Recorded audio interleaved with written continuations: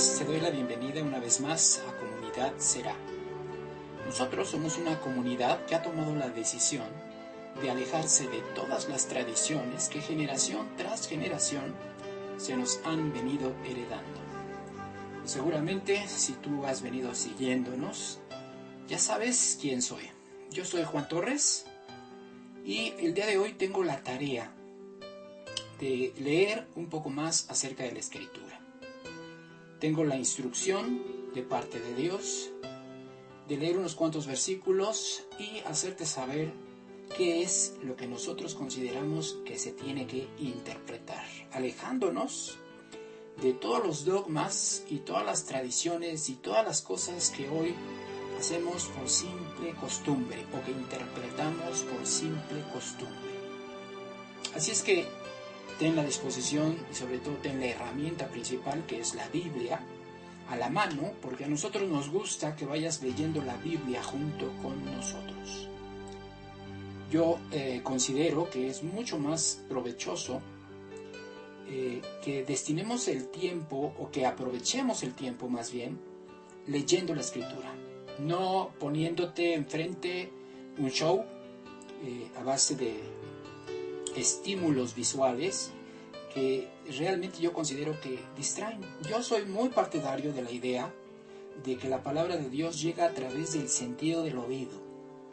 Así es que el día de hoy le vamos a dar el uso correcto a ese sentido. El día de hoy vamos a escuchar acerca de Dios, vamos a escuchar acerca de su bendita palabra y vamos a ver qué nos tiene Dios preparado para esto. Sin embargo, antes de entrar de lleno a la lectura de la Biblia, me gustaría hacerte unos cuantos comerciales. No persiguen el objetivo de lucrar, como tú ya nos conoces. Nosotros no lucramos con la palabra de Dios. Por supuesto que recibimos con la mejor actitud todo tipo de apoyo que la gente quiera darnos, pero no es requisito para que tú salgas alimentado de la palabra de Dios. Así es que los comerciales que te quiero dar únicamente pretenden darle impulso al ministerio. Lo que nosotros hacemos es para Dios, y a Dios le gusta que su palabra sea escuchada por la gran mayoría de las personas. Por supuesto que cada quien toma sus decisiones en función de lo que consideran lo correcto, pero nuestra tarea es soltar la palabra y la palabra hará el resto. Nosotros no tenemos que afanarnos o preocuparnos por si la palabra llega o no llega. Ese es un trabajo de Dios. Nuestro trabajo, el nuestro, es tomar el micrófono, leer la Biblia y emitir lo que nosotros consideramos es la mejor interpretación. El trabajo de Dios es diferente. El trabajo de Dios es tocar corazones a través del Espíritu de Dios, es convertir corazones para que realmente se obtenga aquello para lo cual la palabra fue creada. Una conversión, una transformación. Así es que estos comerciales tienen que ver con nuestras redes sociales. Hoy en día es muy fácil que los jovencitos se distraigan haciendo comentarios, compartiendo publicaciones, compartiendo fotografías, artículos y un sinfín de cosas que realmente son poco provechosas. ¿Qué mejor que darle un uso más provechoso al asunto de las redes sociales? Así es que si tú usas Facebook, pues yo te invito a que visites la página de Facebook de Comunidad Será, la cual es facebook.com/comunidad.será. Ahí tú vas a encontrar, en principio, pues unos links que conducen a cada uno de los estudios que hemos dado, alguna que otra información adicional, pero sobre todo hay una sección que habla acerca de del orden correcto de los estudios. Estos estudios que nosotros damos cada semana quedan grabados y son grabados precisamente con el objetivo de ser distribuidos.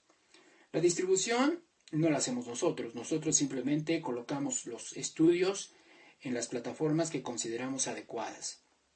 El resto también depende de las personas que nos escuchan. Si tú eres un participante empático con nosotros, pues te sugerimos que hagas lo propio. Comparte las publicaciones, haz comentarios, da el like, síguenos, etcétera, etcétera, etcétera. Esa es una manera en la que tú apoyas este ministerio, siempre y cuando consideres que realmente aquí se está leyendo palabra de Dios, ya que son muchos los ministerios que dicen estar leyendo palabra de Dios, pero que realmente no son más que el producto de tradiciones. Algunas personas por ignorancia simplemente le dan continuidad a aquello que han soltado esos lobos rapaces que únicamente persiguen trasquilar a las ovejas. Entonces, algunas personas por ignorancia solo le dan continuidad a ese tipo de enseñanzas. Pero si tú no eres de esas personas, si tú eres una persona abierta a escuchar cualquier comentario que tenga que ver con la Biblia y que te invite a la reflexión y a la meditación y sobre todo que tome ventaja de tu intelecto, entonces creo que has llegado al lugar correcto. Aquí en Comunidad Será no nos olvidamos del hecho de que Dios nos dio la capacidad de razonar, de pensar y por supuesto de sacar las conclusiones. Reiteradamente, Jesús, al que nosotros llamamos Yeshua, siempre invitó a la reflexión acerca de las Sagradas Escrituras, a escudriñar las Escrituras. Incluso llegó a decir que si nosotros no conocemos las Escrituras, entonces no conocemos el poder de Dios. Para conocer a Dios es necesario conocer las Escrituras, porque las Escrituras hagan de cuenta que es una descripción, un bosquejo de lo que es el rostro de Dios. Así es que ese es el principal objetivo que nosotros perseguimos cuando destinamos este tiempo al estudio de la palabra. Pero bueno, al final de cuentas, regresemos al comercial. Yo te invito a que compartas todo esto a través de tus redes sociales, a que nos sigas, a que descargues nuestros estudios. Si hay personas que tú conoces, sobre todo aquellas personas que son grandes en edad, habitualmente ellos no forman parte de las redes sociales. Entonces, si tú conoces personas grandes que no tienen acceso a las redes sociales, pues es bien sencillo. Descarga los estudios y compárteselos. Llévalos, estúdialos junto con ellos. Esta es una manera en la que tú puedes ayudar a la gente que está alejada completamente de la palabra. Pero bueno, entonces espero yo contar con tu apoyo y no quiero tampoco empezar con este estudio sin antes mandar un saludo. Quiero mandar saludo a todas las personas que nos están escuchando. Quiero saludar a esas personas que están escuchándonos desde El Salvador. Nosotros recibimos un reporte semanal de qué partes del mundo nos están escuchando. Y realmente para nosotros es muy bonito saber que hay personas de El Salvador que nos están escuchando, personas de Argentina que nos están escuchando, personas de Perú que nos están escuchando, de Estados Unidos, de aquí mismo de la Ciudad de México. También hay muchas personas que nos están escuchando. Así es que a todos ustedes yo les quiero agradecer que se tomen este tiempo, un tiempo que estoy seguro les va a resultar de mucho provecho. Así es que, bueno, una vez dicho eso, también me gustaría invitarte a hacer preguntas. Quizás no puedo perder la continuidad de este estudio y por eso es que nosotros no tenemos una sala de chat directa en donde puedas tú hacer las preguntas. Además de que carezco yo de la capacidad de concentración para estar respondiendo preguntas y al mismo tiempo estar impartiendo el estudio, realmente considero que primero debemos hacer una cosa y después la otra. Así es que hoy vamos a destinar primero el tiempo al estudio y si tú tienes preguntas relacionadas con este estudio en particular, pues yo te invito a que visites la página de Facebook, que teclees ahí unas preguntas y con todo gusto nosotros podemos respondértelas, ya sea a través de esta vía radio, o bien incluso te las podemos responder también por escrito a través de esa red social. Estamos haciendo nuevas modificaciones. Hoy, como tú ya sabes, ya estamos en Spotify, estamos en Google Podcast, estamos en Castbox, además de seguir en Spreaker, que es nuestra plataforma a través de la cual nosotros manejamos y administramos nuestra estación de radio. Te invito también a que sintonices periódicamente la estación de radio cada semana, no solamente a la hora de los estudios. Transmitimos música, que es una combinación entre música hebrea y música en español, procurando transmitir siempre música que consideramos vaya acorde a lo que nosotros pensamos. Así es que te invitamos a también sintonizar la radio de vez en vez. Quizás te guste y quizás decidas estar ahí un buen rato. También vale la pena comentar que a través de la estación de radio, Spreaker pone un servicio de mensaje. Tú puedes dejar un mensaje cada que estás escuchando algo. Si tú ahorita me estás escuchando en vivo, incluso puedes dejar un mensaje a través de la plataforma de Spreaker. Mensaje que veré posteriormente. Así es que bueno, dicho lo anterior, ahora sí, vamos a comenzar con lo que es el estudio de hoy. Y bueno, como siempre, te pido que te prepares, ve abriendo tu Biblia en los capítulos 23 y 24. Bueno, abre la Biblia en Éxodo 23 y vamos a concentrar nuestro estudio todo este tiempo que estemos aquí en estos dos capítulos, capítulo 23 y capítulo 24 de Éxodo. Quizás nos movamos a otros pasajes, pero siempre vamos a regresar a Éxodo hasta completar estos dos capítulos. Así es que bueno, ahora sí te invito a que me acompañes en una oración para dar inicio con la lectura de la Biblia. Te pido de favor que cierres tus ojos y que me acompañes en esta oración. Bendito eres tú, Señor, nuestro Dios, que eres el Rey del universo y que nos santificas a través de tus mandamientos. Como parte de tus mandamientos, Señor, nos has ordenado meditar, hablar y compartir acerca de tu palabra. Nosotros sabemos, Padre, que la suma de tu palabra es verdad y que la has engrandecido junto con tu nombre por sobre todas las cosas. Por eso, hoy nos acercamos con humildad, con la mejor disposición de aprender. Para eso es que te pedimos que nos guíes con el Espíritu del Mesías, con tu Santo Espíritu. Te lo pido en el nombre de tu Hijo, Jesús, que es Yeshua HaMashiach. Amén.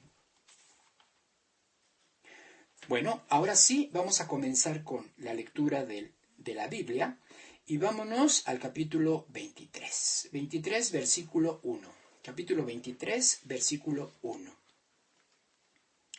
Capítulo 23, versículo 1. Yo espero que ya lo tengas disponible. Y ese versículo dice de la siguiente forma. Dice, no admitirás falso rumor. No te concertarás con el impío para ser testigo falso. Este es un mandamiento negativo, es decir, es un mandamiento restrictivo.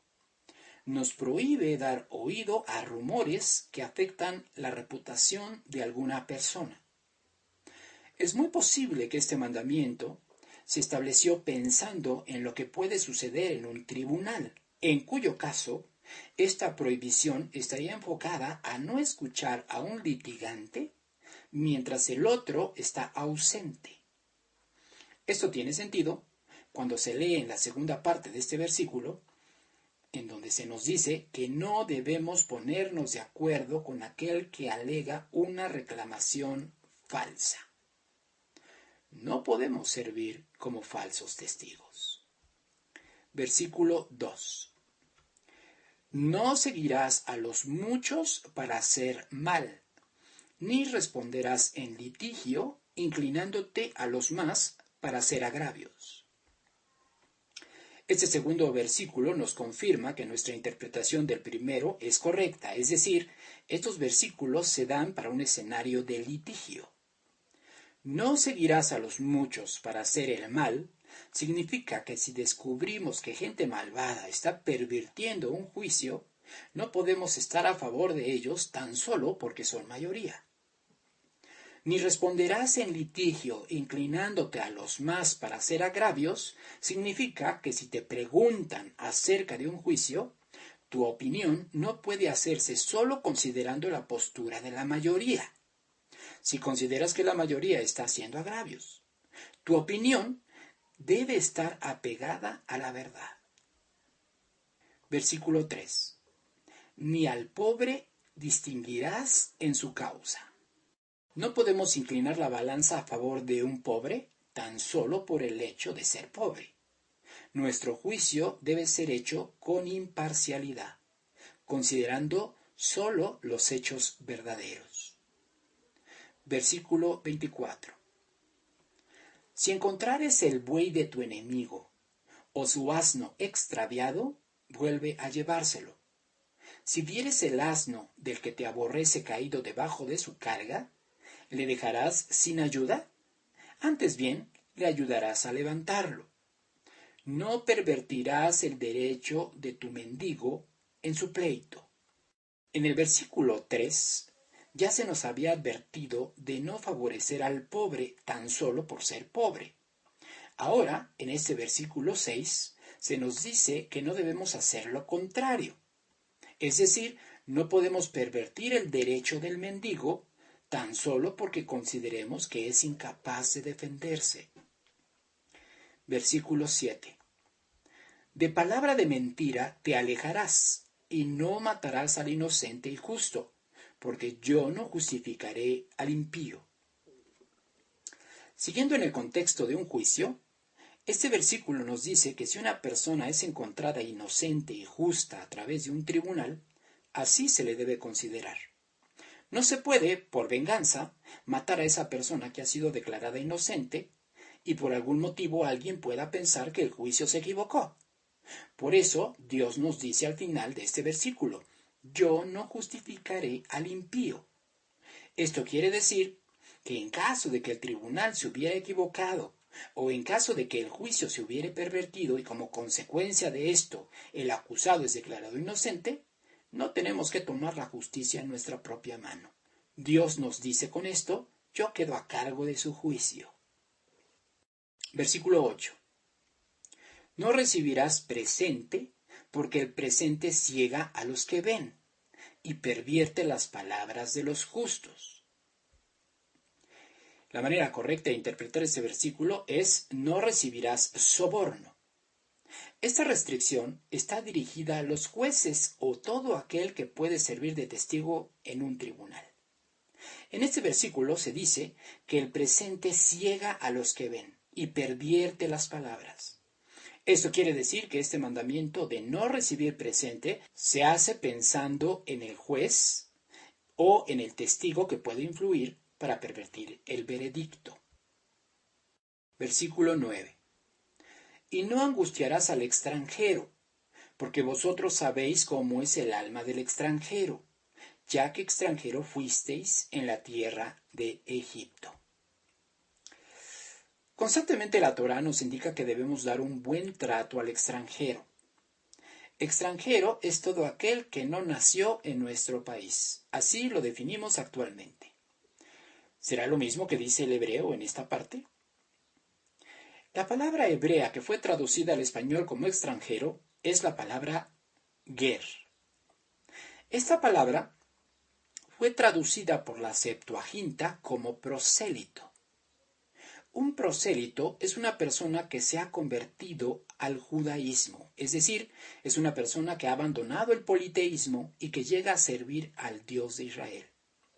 Tenemos un ejemplo de una conversión de este tipo en la Biblia. ¿Lo recuerdas? Recientemente lo estudiamos. Sí, es Ruth. Ella era una mujer moabita alejada de la providencia del Dios de Israel, que finalmente se convirtió al judaísmo de aquella época, alcanzando la gracia de Dios y usada para propósitos divinos. Entonces, este versículo 9 debemos interpretarlo como no angustiarás al prosélito. Y luego dice, porque ustedes saben cómo es su alma. Debemos preguntar, ¿cómo es el alma del prosélito? Se dice que un prosélito, dado que viene de un contexto muy diferente, no posee la misma convicción de un judío para mantenerse en el judaísmo, y que si recibe un maltrato es muy probable que regrese a su paganismo. Es por esto que Dios prohíbe que se le dé un maltrato. Debo aclarar que el judaísmo de esta época es muy diferente del judaísmo que nació en el monte Sinaí. Hoy tendríamos que transportar este escenario a lo que estamos viviendo en esta época.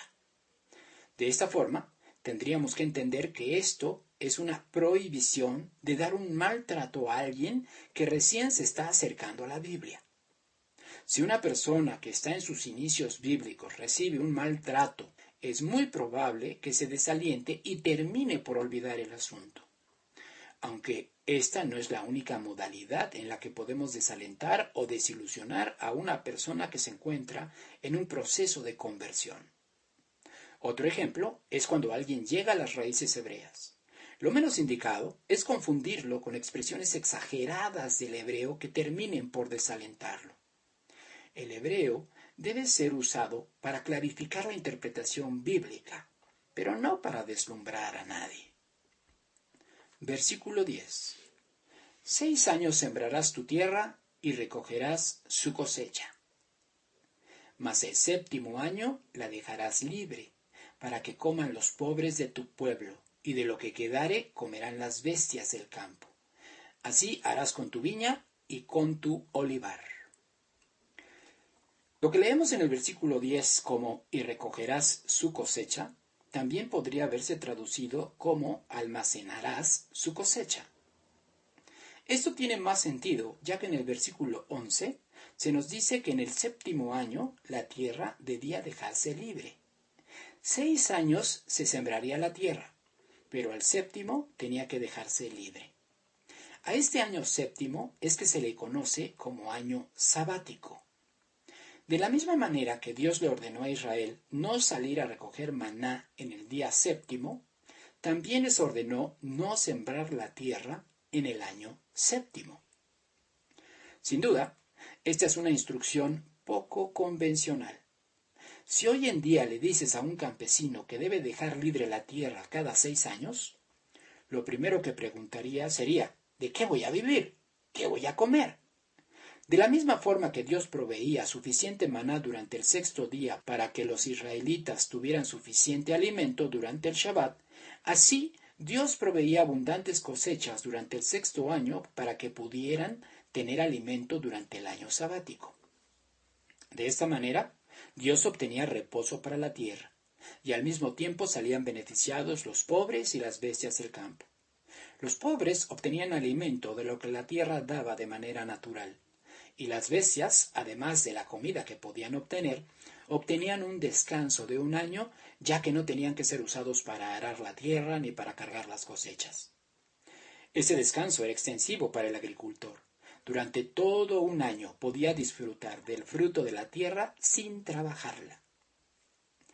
La manera en la que termina el versículo 11, así harás con tu viña y con tu olivar, no significa que sólo debían descansar las tierras que daban uvas y olivos.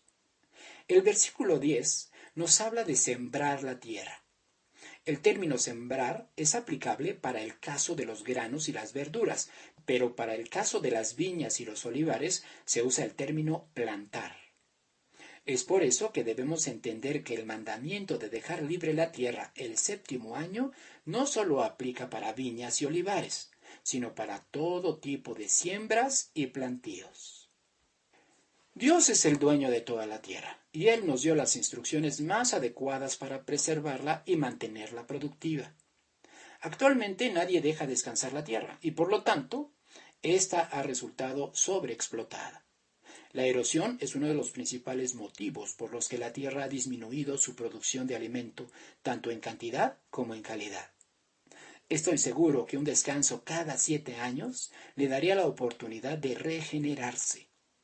Así como Dios nos instruyó descansar en el día 7º para obtener un reposo, así también nos pidió que hiciéramos lo mismo con la tierra. Ante la creciente demanda de alimentos, cada día se desarrollan nuevas tecnologías para intentar mantener la misma productividad de las tierras. Desafortunadamente, esas tecnologías no dejan de lado el uso excesivo de fertilizantes, agentes químicos que terminan por impactar en la calidad nutricional de las cosechas. La condición actual de la tierra es también el resultado de nuestra desobediencia. Si dejáramos descansar la tierra, seguramente otra sería nuestra condición. La tierra forma parte de la creación de Dios. La Biblia dice que toda la creación gime a una, esperando la manifestación de los hijos de Dios. Te voy a invitar a que lo leamos. Vamos a Romanos capítulo 8, versículo 18. Romanos capítulo 8, versículo 18.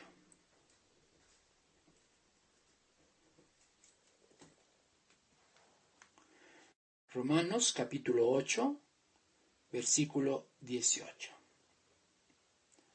vamos a ver cómo es que la tierra ha resultado impactada de nuestra desobediencia. Vamos a leer a partir del versículo 18, Romanos capítulo 8, versículo 18. Vamos a leer del versículo 18 al versículo 22. Dice de la siguiente forma: Pues tengo por cierto que las aflicciones del tiempo presente no son comparables con la gloria venidera que en nosotros ha de manifestarse. Porque el anhelo ardiente de la creación es el aguardar la manifestación de los hijos de Dios. Porque la creación fue sujetada a vanidad, no por su propia voluntad, sino por causa del que la sujetó en esperanza. Aquí valdría la pena preguntar, ¿quién sujetó a la creación en esperanza? Pues no hay otro, es Dios. ¿Cómo podemos saber que es Dios? Precisamente por esta frase. La sujetó en esperanza. Nadie más puede hacer eso, sino Dios. Versículo 21. Porque también la creación misma será libertada de la esclavitud de corrupción a la libertad gloriosa de los hijos de Dios. Así nos damos cuenta que la creación se encuentra sometida a la esclavitud de la corrupción. Cuando nosotros leemos el asunto corrupción en la Biblia, tiene que ver con todo aquello que distorsiona, que modifica, que cambia o que anula los mandamientos de Dios. Así es que aquí Pablo dice que la creación se encuentra sometida a una esclavitud, y esa esclavitud tiene que ver con la corrupción. Nuestra corrupción en este mundo es parte de la esclavitud de la corrupción universal. No solamente es personal. Nosotros estamos siendo corrompidos cuando nos alejamos de la palabra de Dios. Dado que es la mayoría de las personas las que están alejadas de la palabra de Dios, la creación también sufre la consecuencia. Así es que eso que pudiéramos pensar que es un padecimiento propio de los seres humanos, realmente es un padecimiento universal. En la naturaleza podemos evidenciar un estado de decadencia, ruina, disolución y maldición. Hay algo fuera de lugar y muy probablemente nosotros somos los causantes de esta decadencia. Versículo 22. Porque sabemos que toda la creación gime a una, y a una está con dolores de parto hasta ahora. Este pasaje que acabamos de leer puede ser todavía mucho más aprovechado. Sin embargo, no quiero alejarme del tema principal que estamos ahorita tocando, que tiene que ver con la lectura literal de la Biblia y la interpretación simple del texto. Así es que vamos a regresar a nuestro pasaje en Éxodo, y te quiero decir que en el Génesis, pues Dios nos encomendó el cuidado de la tierra, y es evidente que hemos fracasado. Por otro lado, Jesús siempre realizó comparaciones entre la tierra y los creyentes. Usó términos como buena tierra y semilla. La buena tierra era una manera en la que se refería a las personas que estaban listas para recibir la semilla, es decir, la palabra de Dios. Si para que una tierra fuera fértil y capaz de producir buenos frutos debía descansar en el séptimo año, ¿tú qué crees que sea necesario para que un creyente sea buena tierra? Debe hacer exactamente lo mismo. Es por esta razón que el versículo que sigue a este nos recuerda una vez más el mandamiento de descansar en el séptimo día. Versículo 12. 6 días trabajarás y al séptimo día reposarás, para que descanse tu buey y tu asno, y tome refrigerio el hijo de tu sierva y el extranjero. Mucho he mencionado acerca de que los mandamientos de Dios siguen vigentes. Entre ellos se encuentran el día de reposo y la celebración de las fiestas de Dios. Si Dios te abre los ojos como a mí me los abrió, basta que leas Mateo capítulo 5, versículos 17 al 20. Jesús es muy claro allí. Cualquiera que quebrante uno de los mandamientos, aun el más pequeño, y así enseñe, será llamado pequeño en el reino de los cielos. Una versión hebrea de Mateo que se llama Shem Tov no dice que será llamado pequeño, dice que será llamado vano. Esta es una manera de decir que no estará presente en el reino de los cielos. Si no lo crees, con amor te pido, lee ese pasaje y pídele a Dios guía. Probablemente eso te ayude a redireccionar tus creencias. Pero, ¿por qué no se considera actualmente descansar el día séptimo? La respuesta es muy sencilla. La Iglesia Católica, a través de sus concilios, anuló el día de reposo. Hoy tienes la decisión de obedecer a Dios o a la Iglesia Católica. Y si tú eres cristiano y sigues yendo a tu culto en día domingo, está bien. Solo no digas que obedeces a Dios. Estás obedeciendo a un sistema que históricamente has criticado como corrompido. Regresando a nuestro versículo. Aunque la Torá ya nos había mencionado el día de reposo, en este caso lo hace en un contexto en donde se nos pide dejar descansar la tierra. Un agricultor que dejaba de trabajar en el año sabático podría haber pensado que dado que todo el año era de descanso para él, ya no era necesario descansar el séptimo día. Pero no es así. De hecho, ese es un argumento que la gente hoy utiliza. Hay personas que te dicen, para mí todos los días son días de reposo, son días del Señor. Bueno, la Biblia dice otra cosa. Así que por esa razón Dios le recuerda a esa persona que piensa que por estar en año sabático no debe de descansar el séptimo día, pues le dice a esa persona, sin importar si estás en año sabático, debes seguir guardando el día de reposo. Versículo 13. Y todo lo que os he dicho, guardadlo. En nombre de otros dioses no mentaréis, ni se oirá de vuestra boca. Este versículo le da continuidad al tema de la idolatría. Ahora se hace en medio de versículos que hablan de siembras y cosechas. Esto se debe probablemente al hecho de que en muchas ocasiones las personas agradecen las buenas cosechas a dioses paganos, a ídolos. No te doy ejemplos, porque para dártelos tendría yo que transgredir este mandamiento, que me prohíbe mencionar dioses ajenos. Así que eso es lo que debemos aprender. No debemos mencionar nombres de dioses paganos. En medio de una cultura completamente gentil, a veces podemos hacerlo por descuido. Y si no tuviéramos este versículo, probablemente ni cuenta nos daríamos que estamos transgrediendo un mandamiento. Te invito a que a partir de hoy tengamos cuidado de no hacerlo, que no salga de nuestra boca ningún nombre de algún ídolo. Versículo 14. 3 veces en el año me celebraréis fiesta. No es que sean solo 3 celebraciones de Dios, sabemos que son 7. Realmente lo que aquí se quiere decir es que estas 3 que nos van a describir son las que están relacionadas con las siegas y las cosechas. A continuación se nos indican estas 3 celebraciones relacionadas con la agricultura. Versículo 15.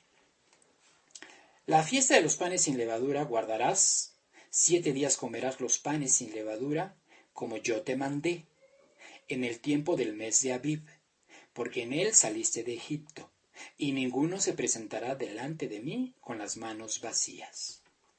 La fiesta de los panes sin levadura fue por primera vez mencionada por Dios cuando estaba a punto de sacar al pueblo de Israel de Egipto. Esta referencia la encontramos en Éxodo capítulo 12, versículos 15 al 20. Ahora lo estamos leyendo en el capítulo 23 de Éxodo.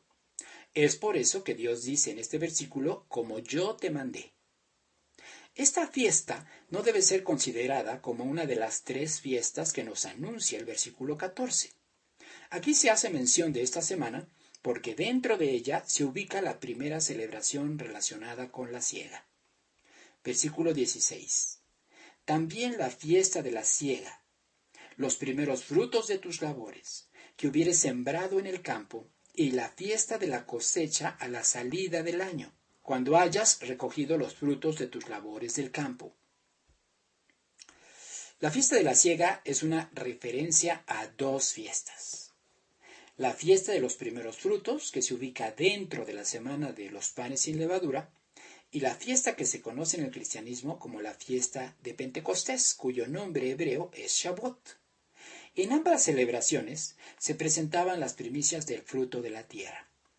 En la primera se mecía una gavilla de cebada, también llamada homer de cebada.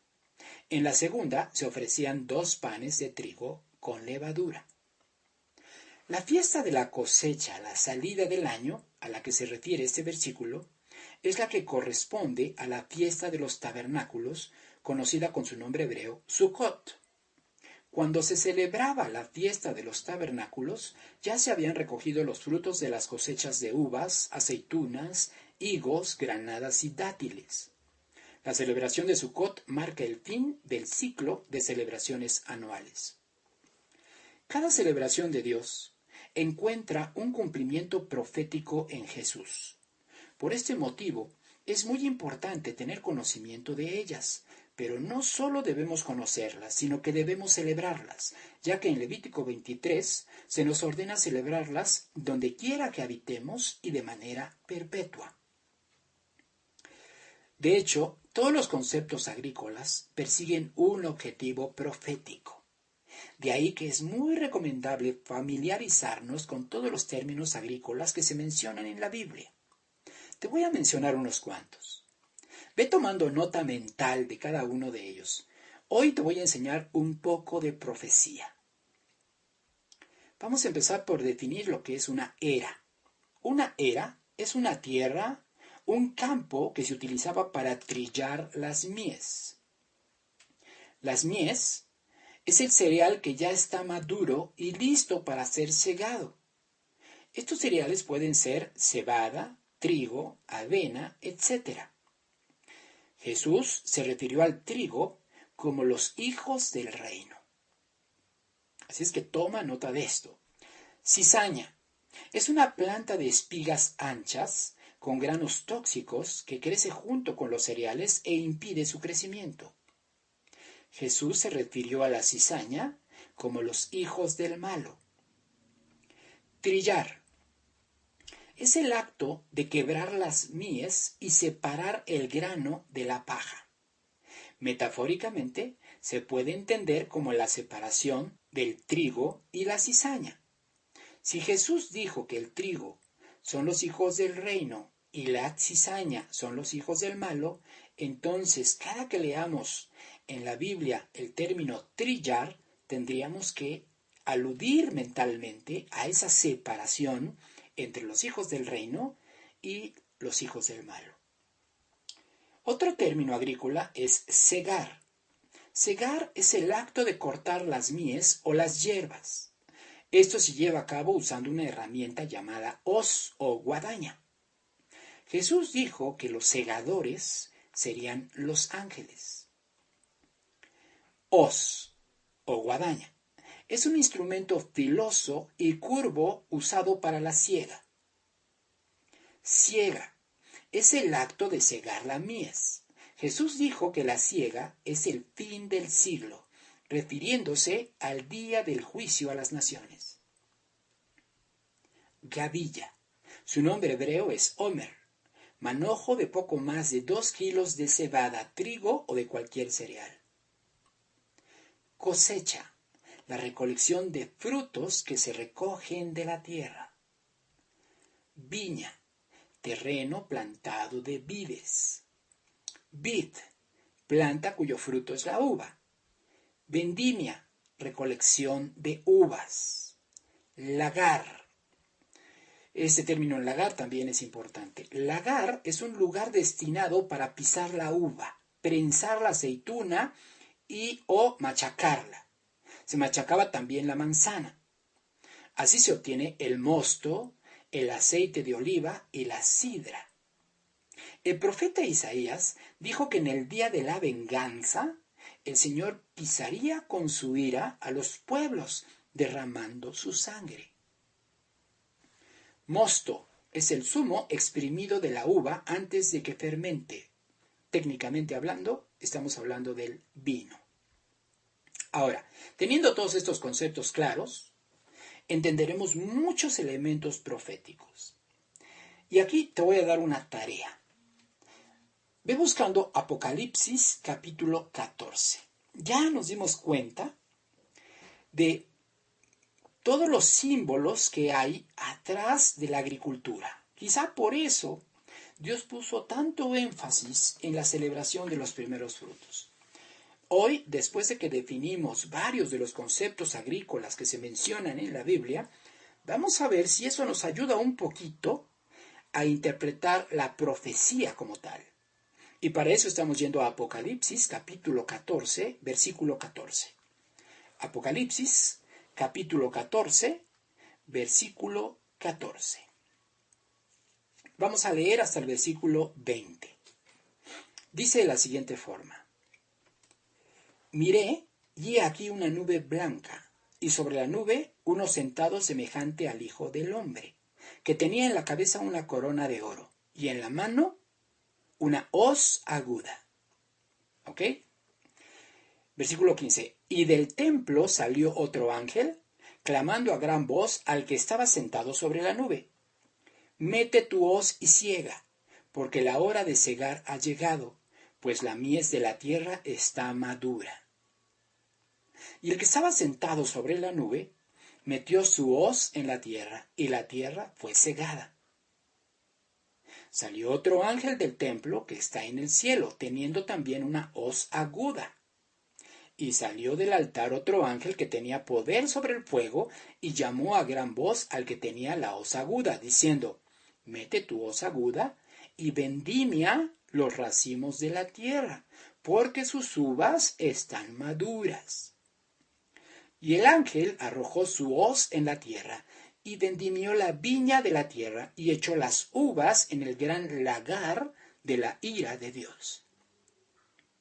Y fue pisado el lagar, fuera de la ciudad, y del lagar salió sangre hasta los frenos de los caballos, por 1600 estadios. Es una unidad, esta última frase, 1600 estadios, es una unidad de medición de longitud. Pero bueno, me siento tentado a explicarte todo esto, pero si has puesto atención a todos los conceptos agrícolas que te he mencionado, ya puedes hacerlo tú solo.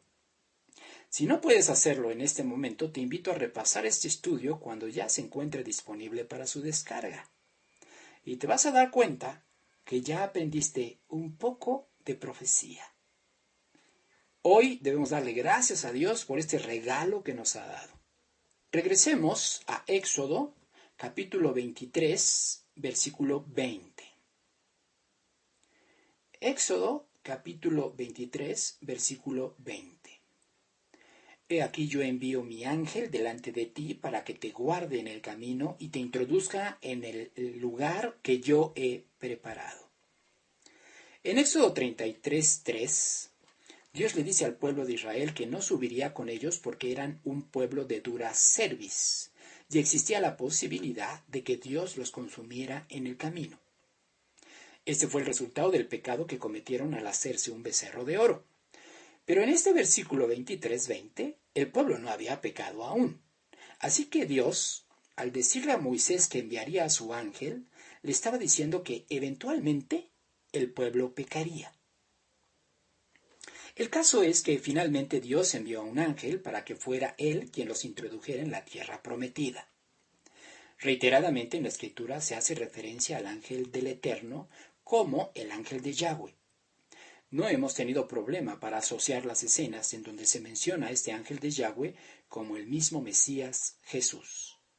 El versículo termina con la frase: y te introduzca en el lugar que yo he preparado. Para sacar mejor provecho de este versículo, analicé la raíz de la palabra hebrea que fue traducida como preparado. La raíz hebrea es la palabra kun, K-U-N, la cual también puede ser traducida como alineado. Así, esta parte del versículo se leería: y te introduzca en el lugar que yo he alineado. ¿Cómo es eso? Dios le dio instrucciones a Moisés de cómo debía construir el tabernáculo. Eso lo veremos cuando lleguemos al capítulo 25 de este libro de Éxodo. Entre el capítulo 25 y 27, Dios reiteradamente dice que le había mostrado a Moisés el modelo del tabernáculo en el monte. De esta manera, podemos concluir que el tabernáculo, que más tarde se convertiría en el templo, fue no solo construido conforme a un modelo que existía en el cielo, sino que el modelo en la tierra estaba alineado al modelo celestial. Quizá con eso podremos entender por qué hoy en día hay tanta disputa por la ciudad que lo albergó, es decir, por Jerusalén. Todos los conflictos que están presentes en el Medio Oriente, más que una guerra política, es una guerra espiritual. Sabemos que el diablo y Miguel disputaron por el cuerpo de Moisés una vez que él había muerto. Si el diablo fue capaz de pelear por el cuerpo de un líder espiritual, ¿tú qué crees que haga por el territorio en el que alguna vez existió el sagrado templo de Dios? Versículo 21.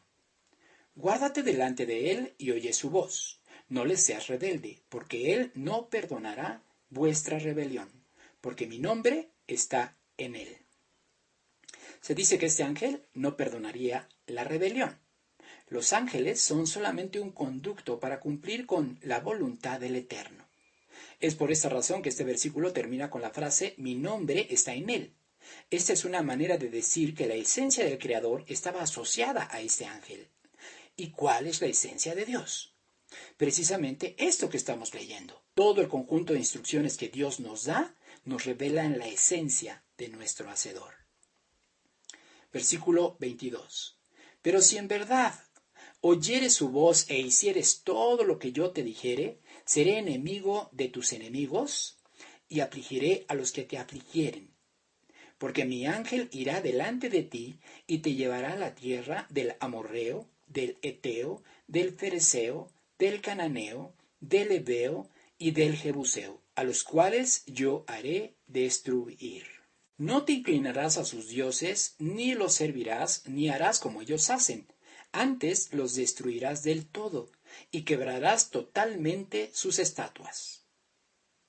Mas al Eterno vuestro Dios serviréis, y él bendecirá tu pan y tus aguas, y yo quitaré toda enfermedad de en medio de ti.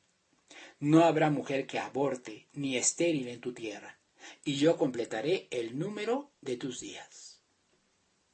En estos versículos 25 y 26 leemos las promesas que Dios hace para quienes sirven a Dios.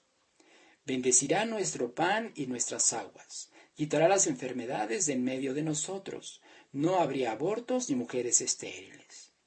Sin duda, son promesas grandiosas, aunque nuestra atención debía estar puesta en el requisito para convertirlos en los destinatarios de estas promesas. Debemos servir a Dios, no a nuestra manera o de la manera que nos parezca más cómoda, sino apegándonos a sus preceptos, a sus instrucciones. Versículo 27. Yo enviaré mi terror delante de ti, y consternaré a todo pueblo donde entres, y te daré la cerviz de tus enemigos. Te daré la cerviz de tus enemigos es una manera de decir que Israel pondría su yugo sobre las naciones enemigas. Versículo 28. Enviaré delante de ti la avispa, que eche fuera al heveo, al cananeo y al eteo de delante de ti. Este es el único versículo en el cual aparece la palabra avispa. Incluso esa traducción sabemos que fue una traducción no exacta. La palabra hebrea original es la palabra tzira, T-Z-I-R-A. Dado que no se vuelve a mencionar en la Torá, no hay manera de precisar de manera exacta de qué se trataba. Es posible que se refiera a un determinado tipo de insectos, pero se ignora la especie exacta. Ahora, en este versículo solo se mencionan 3 de los 7 pueblos cananeos. Es posible que esto se deba a que solo estos 3 pueblos fueron atacados por este tipo de insectos. Versículo 29. No los echaré de delante de ti en un año, para que no quede la tierra desierta y se aumenten contra ti las fieras del campo. Poco a poco los echaré delante de ti, hasta que te multipliques y tomes posesión de la tierra. En estos dos últimos versículos, Dios dice que eliminaría a los pueblos cananeos, pero lentamente, en un año. El pueblo de Israel tenía poca gente, y si eliminaba a los cananeos de manera inmediata, Israel no hubiera podido llenar esa tierra, y por lo tanto las fieras del campo se convertirían en un grave problema. Versículo 31. Y fijaré tus límites desde el mar Rojo hasta el mar de los filisteos, y desde el desierto hasta Éufrates, porque pondré en tus manos a los moradores de la tierra, y tú los echarás de delante de ti. No harás alianza con ellos ni con sus dioses. En tu tierra no habitarán, no sea que te hagan pecar contra mí sirviendo a sus dioses, porque te será tropiezo. Esto que Dios les prohibió fue precisamente lo que hicieron. El pueblo de Israel se contaminó con los dioses de los cananeos y ese fue el motivo por el cual Dios decretó juicio sobre ellos, tanto a la casa de Judá como a la casa de Israel.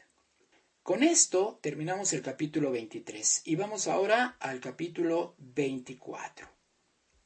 Capítulo 24 y vamos a partir del versículo 1.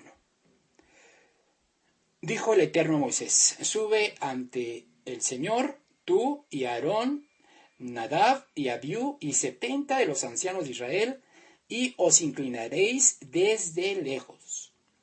Pero Moisés solo se acercará al Señor, y ellos no se acerquen, ni suba el pueblo con él. Y Moisés vino y contó al pueblo todas las palabras de el Eterno y todas las leyes, y todo el pueblo respondió a una voz y dijo: haremos todas las palabras que el Eterno ha dicho. ¿Esta escena no te parece familiar? ¿Acaso no ya la habíamos leído antes? De hecho, así fue. Uno de los problemas que encontramos al estudiar la Biblia es que damos por hecho que toda la narrativa está ordenada cronológicamente, y a veces no es así. Con la lectura de estos primeros 3 versículos, nos damos cuenta que estamos de regreso al escenario previo a la entrega de los 10 mandamientos. Es decir, todo lo que se narra en este capítulo 24 sucedió antes de la entrega de los 10 mandamientos. Esto se hizo así porque quizás el autor quiso darnos más detalles de lo acontecido. ¿Por qué podemos asegurar que este capítulo aconteció antes de la entrega de los 10 mandamientos? 2 versículos nos ayudan a responder esto. Primero, el gran paralelismo que existe entre el versículo 24:3 que acabamos de leer y el versículo 19:8 que ya habíamos leído. Ambos versículos narran exactamente el mismo escenario. Otro versículo que confirma que esto sucedió antes de la entrega de la Torá es el versículo 24:18, el último versículo de este capítulo. Si lo comparamos con el versículo 20:21, que también ya leímos, nos damos cuenta que en ambos versículos nos describen a Moisés entrando a la nube espesa, también llamada oscuridad. Muchos comentaristas dicen que esto que se narra en este capítulo 24 no es otra cosa que la confirmación del pacto. Es decir, que esta es una escena diferente de lo que leemos en el capítulo 20. Yo creo que esa interpretación está equivocada, por cuanto la cronología de los eventos no hace sentido. En cambio, si damos por hecho que lo que se narra aquí sucedió antes de la entrega de los 10 mandamientos, todo cuadra, todo hace sentido. En el versículo 1, se nos dice que subirían con Moisés ante Dios a Aarón, Nadab y Abiú, y además de 70 ancianos. Aarón era el hermano de Moisés, quien más tarde se convertiría en sumo sacerdote. Nadab y Abiú eran hijos de Aarón. Los 70 ancianos tienen una alusión interesante. El número 70 en la Biblia es una referencia a las naciones. Quizá Dios nos estaba diciendo desde esta escena que en el monte Sinaí, de alguna manera, iban a estar presentes todas las naciones de la tierra. Para quienes tenemos claro el concepto de las 2 casas, no tendremos problema con esta interpretación. En el versículo 2 se nos aclara que aunque Moisés subiría acompañado, solo Moisés entraría a la presencia de Dios. El versículo 3 nos dice que Moisés contó al pueblo todas las palabras del Eterno y todas sus leyes. Si estamos diciendo que esto sucedió antes de la entrega de los 10 mandamientos, entonces, ¿cuáles fueron las leyes que Moisés les contó? Dios les dio mandamientos al pueblo antes de la salida de Egipto, como los mandamientos relacionados con el Pésach y la semana de panes sin levadura. Durante los 49 días del Éxodo, desde Egipto hasta Sinaí, Dios les dio más mandamientos. En Mará le dio mandamientos, que no se especifican en la Biblia, pero que ahí sí se dice que les dio mandamientos. Cuando estuvieron en el desierto, durante estos 49 días, les enseñó a guardar el Shabbat, cuando les prohibió recoger el maná en el séptimo día. Así es que Dios ya les había dado mandamientos. Seguramente todas estas leyes fueron las que Moisés les recordó en este versículo 3. Continuemos leyendo. Versículo 4. Y Moisés escribió todas las palabras del Eterno, y levantándose de mañana, edificó un altar al pie del monte y 12 columnas, según las 12 tribus de Israel. Aquí se nos da directamente el significado de las 12 columnas como las 12 tribus de Israel. Siempre que tú veas en la Escritura el número 12, lo primero que tiene que venir a tu mente son las 12 tribus de Israel. Y si quieres profundizar todavía más en el tema de las tribus de Israel, hay un estudio dentro de nuestra base de estudios, hay un estudio que exclusivamente habla de las 12 tribus. Así es que tú puedes ir a él, descargarlo y aprender un poco más acerca de este tema. Ahora, refiriéndonos a este versículo 4. Moisés escribió todas las palabras que el Eterno le había dado hasta este momento. Ya acabamos de mencionar que Dios ya había dado mandamientos antes de que el pueblo llegara a Sinaí. Por supuesto que dio otros cuantos y confirmó los anteriores en el monte. Y también muchos más los dio durante los 40 años que el pueblo de Israel vagó por el desierto. Por lo tanto, esta frase que leemos aquí, como que escribió todas las palabras del Eterno, debemos interpretarla como que Moisés escribió todas las palabras que hasta este momento Dios les había dado. Desafortunadamente, esta frase ha sido usada por muchos para decir que por cuanto aquí dice que todas las palabras de Dios fueron escritas por Moisés, entonces no hay tal como que Dios le dio a Moisés una ley oral. Yo estoy de acuerdo en que la ley oral es el resultado de tradiciones, pero eso no quiere decir que podemos usar este versículo para alegar que ya todos los mandamientos habían quedado registrados por escrito. Eso es caer en lo que tanto criticamos, en la descontextualización. Versículo 5. Y envió jóvenes de los hijos de Israel, los cuales ofrecieron holocaustos y becerros como sacrificios de paz al Eterno. ¿Por qué Moisés envió jóvenes a realizar los sacrificios de paz? ¿Qué no eran los levitas los encargados de esto? No, en este momento. Los levitas fueron designados por Dios para realizar la labor sacerdotal solo después de la construcción del tabernáculo. Ahora, se tiene la idea que esta referencia a jóvenes realmente era una referencia a los primogénitos. Versículo 6. Y Moisés tomó la mitad de la sangre y la puso en tazones y esparció la otra mitad de la sangre sobre el altar. La mitad de la sangre se usó para la ofrenda de ascensión. Cada que nosotros veamos el asunto de la ofrenda de ascensión tiene que ver con un holocausto, algo que se quemaba para que subiera ante la presencia de Dios, y la otra mitad fue usada para la ofrenda de paz. Versículo 7. Y tomó el libro del pacto y lo leyó a oídos del pueblo, el cual dijo: haremos todas las cosas que el Eterno ha dicho y obedeceremos. Hasta este momento, este libro del pacto solo contenía las instrucciones que Dios les había dado antes de la entrega de los 10 mandamientos. Este libro fue completado a lo largo de los 40 años que el pueblo de Israel pasó en el desierto. Versículo 8. Entonces Moisés tomó la sangre y roció sobre el pueblo, y dijo: he aquí la sangre del pacto que el Eterno ha hecho con vosotros sobre todas estas cosas. Esta fue la mitad que correspondía a la ofrenda de paz. Esta fue la manera en la que Dios selló el pacto con Israel. Vemos que en el Sinaí se usó sangre de animales para sellar el pacto, y el nuevo pacto se usó la sangre del Mesías. Como sabemos, la vida de la carne está en la sangre. Es por eso que Dios la usa para expiación por nuestras almas. Pablo dijo que la sangre de los animales no podía quitar los pecados, por cuanto había que realizarlos una y otra vez. Ciertamente esta sangre purificaba a las personas, pero solo cubría los pecados, no los eliminaba. En cambio, la sangre del nuevo pacto, hecho con la sangre de Jesús, además de purificar, limpia nuestras conciencias de obras muertas.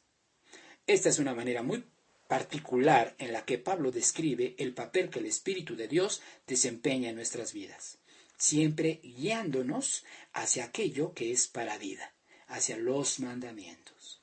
Versículo 9.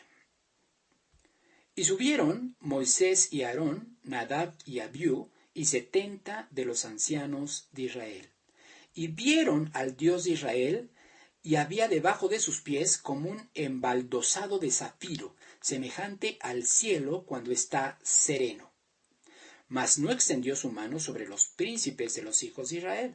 Y vieron a Dios, y comieron y bebieron. De acuerdo a Éxodo 33:20, la persona que ve a Dios no puede seguir vivo. Lo que debemos entender de este versículo 11 es que ellos vieron la gloria de Dios, es decir, la Shekinah de Dios. Esto se comprueba cuando leemos más adelante en el versículo 16 que fue la gloria del Eterno la que reposó sobre el monte Sinaí. Ahora, preguntemos, ¿quién para nosotros es la gloria del Eterno? Yeshua. He dicho que los que acompañaron a Moisés no vieron al Eterno, sino a la gloria del Eterno. Para confirmar eso, usé el versículo 16 que dice que la gloria de Dios reposó sobre el Sinaí. Sin embargo, este versículo 11 también puede ayudarnos a confirmarlo. Esta frase que dice aquí, y vieron a Dios, en otra traducción, en el Targum de Onkelos, que es una traducción del arameo de la Torá, tradujo esta frase como, y contemplaron la gloria del Eterno. ¿Jesús es la gloria del Eterno?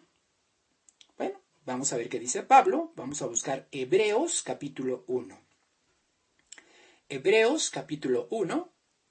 ¿Qué dice Hebreos capítulo 1? Estamos analizando que aunque la Biblia dice aquí, por las traducciones que tenemos a la mano, que estas personas vieron al Eterno, pues hay una aparente contradicción, porque más adelante se nos menciona que nadie puede ver a Dios y seguir vivo.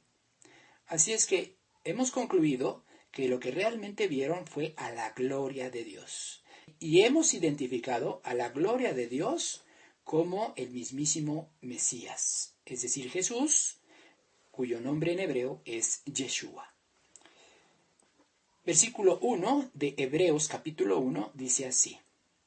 Dios, habiendo hablado muchas veces y de muchas maneras en otro tiempo a los padres por los profetas, en estos postreros días nos ha hablado por el Hijo, a quien constituyó heredero de todo, y por quien asimismo hizo el universo, el cual, siendo el resplandor de su gloria y la misma imagen de su sustancia, y quien sustenta todas las cosas con la palabra de su poder, habiendo efectuado la purificación de nuestros pecados por medio de sí mismo, se sentó a la diestra de la majestad en las alturas. Creo que este versículo 3 nos ayuda mucho a identificar a Jesús como la gloria de Dios, la imagen misma de su sustancia. Por otro lado, Jesús mismo nos ilumina respecto a esto en Mateo 11:27, diciendo que nadie conoce a Dios sino solo Él. Lo que vieron Aarón, Nadab y Abiú y los 70 ancianos fue algo muy parecido a lo que vio Pedro cuando Jesús se transfiguró. Vámonos a Mateo capítulo 17. Mateo capítulo 17, versículo 1.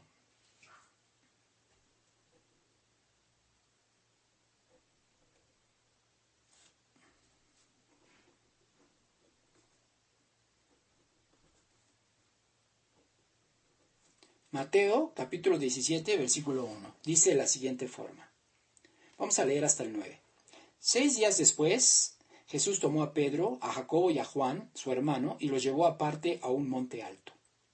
Y se transfiguró delante de ellos, y resplandeció su rostro como el sol, y sus vestidos se hicieron blancos como la luz. Y he aquí les aparecieron Moisés y Elías hablando con él. Entonces Pedro dijo a Jesús: Señor, bueno es para nosotros que estemos aquí. Si quieres, hagamos aquí 3 enramadas, una para ti, otra para Moisés y otra para Elías. Mientras él aún hablaba, una nube de luz los cubrió, y he aquí una voz desde la nube que decía: Este es mi Hijo amado, en quien tengo complacencia. A él oíd. Al oír esto los discípulos se postraron sobre sus rostros y tuvieron gran temor. Entonces Jesús se acercó y los tocó y dijo: Levantaos y no temáis. Y alzando ellos los ojos, a nadie vieron, sino a Jesús solo.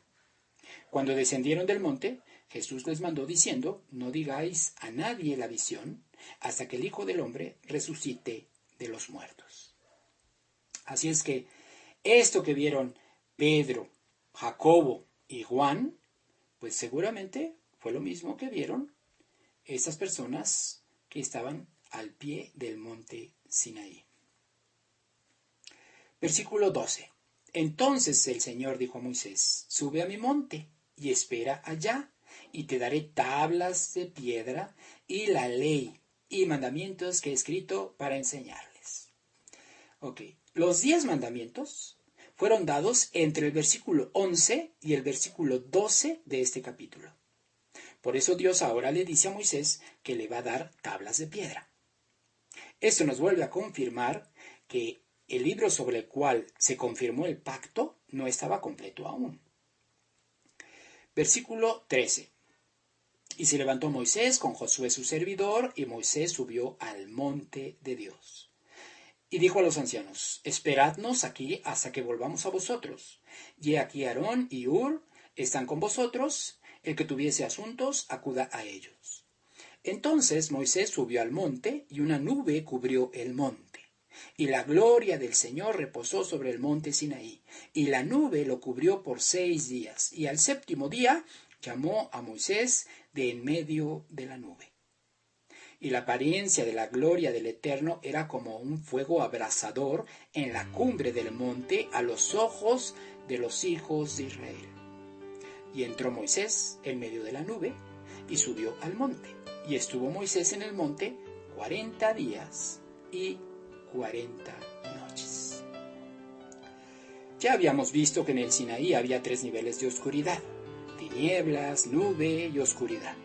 Y Dios ya le había anticipado a Moisés que su punto de encuentro sería en la nube espesa. Por simple analogía, dedujimos que la oscuridad era una referencia a la nube espesa. Quiero aclararte que no solo en este pasaje Dios aparece en la oscuridad. De hecho, la Biblia hace referencia a la presencia de Dios en 3 tipos de oscuridad. En algunas ocasiones mencionada como tinieblas. ¿Sí? Dios también habita en las tinieblas. Vaya, ¿cuántos dogmas se derriban con esto, no crees?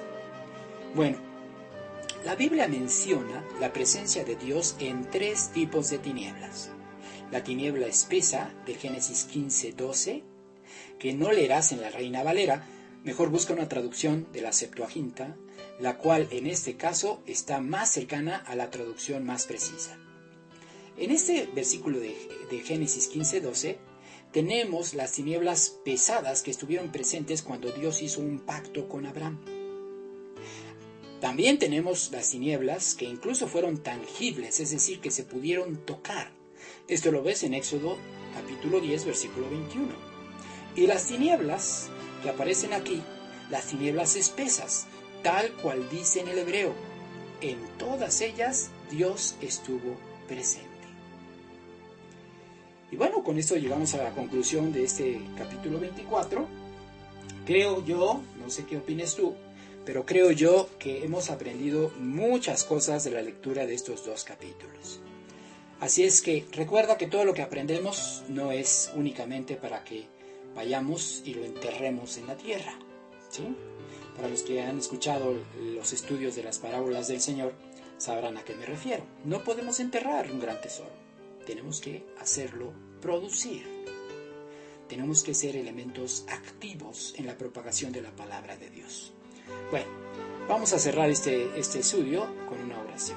Por favor, acompáñame.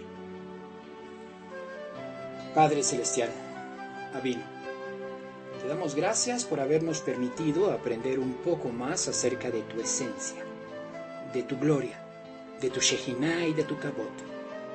Hoy nos recordaste la importancia de 3 de tus celebraciones. Nos permitiste adentrarnos, aunque sea un poco, en los principios proféticos de la agricultura. Nos recordaste el compromiso del pacto. Con todo esto, hemos dado un paso más hacia ti. Te ruego, Señor, que nos sigas permitiendo hacerlo. Permite que completemos la tarea y permítenos reunirnos una vez más este mismo día dentro de una semana. Te lo pedimos como siempre, en el nombre de tu Hijo, nuestro Mesías y nuestro Redentor, Yeshua HaMashiach. Amén.